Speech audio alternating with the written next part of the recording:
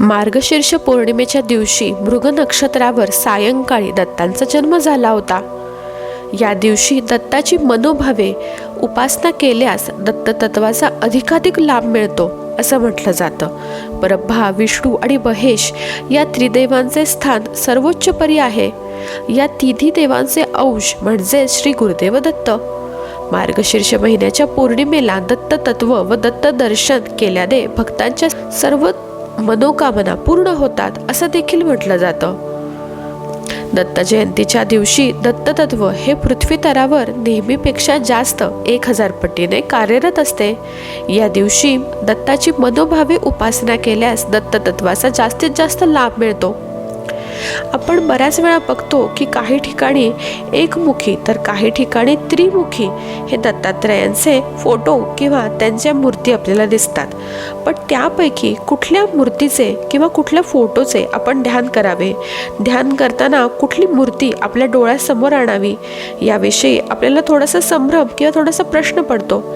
आज आपण या व्हिडिओच्या माध्यमामधून एकमुखी व त्रिमुखी ह्यापैकी दत्तात्रयांचे कोणते ध्यान उपासनेसाठी अधिक उचित आहे याविषयी थोडीशी अधिक माहिती जाणून घेणार आहोत.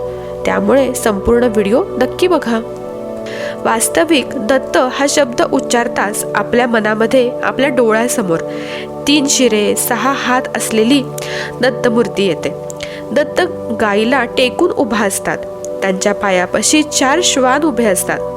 हे दत्तध्यान इतके प्रचलित आहे की दत्त देवता एकमुखी असू शकते ही कल्पनाच आपल्याला करवत नाही. वानरमुखी मारुती, गजमुखी गणपती, नरसिंहमुखी नरसिंह, त्याचप्रमाणे दंत म्हटल्यावर तो त्रिमुखीच असला पाहिजे अशी आपल्याला सामान्यतः धारणा झालेली आहे. पण काही मंदिरांमध्ये एकमुखी दत्तमूर्ती पाहिल्यावरच आपल्याला साहजिकच वरील प्रश्न मनात येतो की एकमुखी व त्रिमुखी ह्यापैकी दत्तात्रयांचे कोणते ध्यान आपण उपासनेसाठी करू शकतो. वास्तविक कोणत्याही देवतेचे स्वरूप जितके मानव सदृश असेल तितके ते सर्वसामान्यांना भावते. मुळातील दत्ताचे जन्माची आख्यायिकानुसार त्यांच्या ठायी ब्रह्मा, विष्णू, महेश यांनी आपापले अंश समाविष्ट केल्याचा उल्लेख इत्यादी तपशिलावरून एखाद्या चित्रकाराने व शिल्पकाराने त्रिमुखी व 6 हस्त दत्ताच्या रूपकात्मक चित्राचे रेखाटन केल्यास तो त्याचा कल्पना विस्तार ठरू शकतो. अखिल विश्वाचे ज्ञान केवळ हुंकारात साठवणाऱ्या त्या परमेश्वराला 3 मुखे धारण करण्याची काहीच जरूर नाही. दत्तावतार झाला त्यावेळी मानव देहाची रचना पूर्णत्वास गेलेली होती. त्यामुळे परमेश्वरास परिस्थितीनुसार मत्स्य, कूर्म, वराह, नरसिंह हे अवतार धारण करायची काहीच गरज नव्हती. त्याचप्रमाणे असुर, दैत्य, दानव इत्यादींकडून घोर संकटही प्राप्त झालेले नव्हते. मात्र त्यावेळी विविध संप्रदायांचे वर्चस्व वाढलेले होते. त्या सर्वांचा समन्वय घालून एक सर्वसमावेशक उपयुक्त पंथ व त्याचे आराध्य दैवत यांची स्थापना होणे ही त्यावेळची गरज होती. त्यामुळे नारदाच्या योजनेनुसार सर्वांना सामावून घेणाऱ्या व सर्वांशी मैत्री असणाऱ्या अत्रेय ऋषींच्या आश्रमात ब्रह्मा, विष्णू, शिव हे देव एकत्र येऊन त्यांनी अनुसयेच्या तपप्रभावाने बालरूप धारण केले. नंतर त्यांच्या पत्नीच्या विनंतीनुसार तिन्ही देवांनी निजधामास जाण्यापूर्वी आपापले अंश अनुक्रमे चंद्र, दत्त आणि दुर्वास यांच्या रूपाने ठेवले.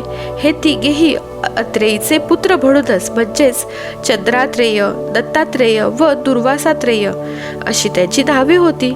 तिघांपैकी चंद्रात्रेयाने व दुर्वासात्रेयाने आपापले अंश दत्तात्रेयामध्ये ठेवून तपश्चर्येसाठी प्रस्थान केले व शेवटी एकटे दत्तात्रेय हे अत्री आश्रमात राहिले.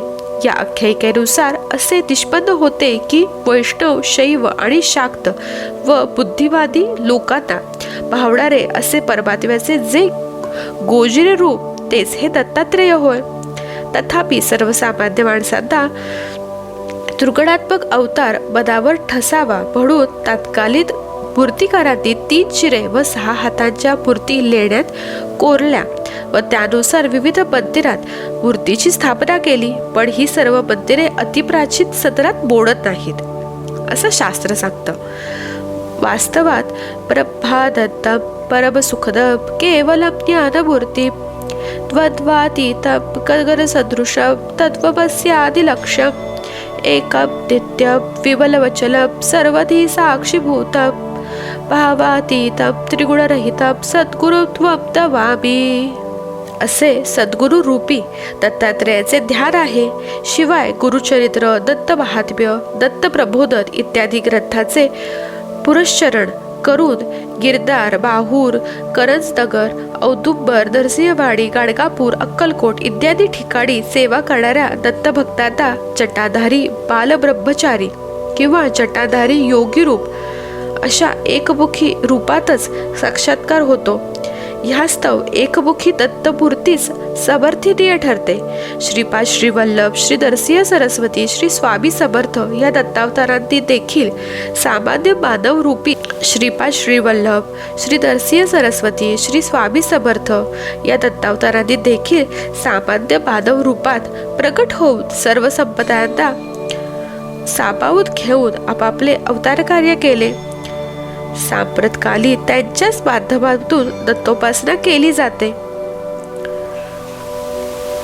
जर तुम्हाला माझी ही आजची माहिती उपयुक्त वाटली असेल तर मला कमेंट्समध्ये नक्की सांगा आणि माझ्या चॅनलवरील दत्त कवच हे देखील अवश्य ऐका. माझा हा व्हिडिओ बघितल्याबद्दल धन्यवाद. Thank you for watching.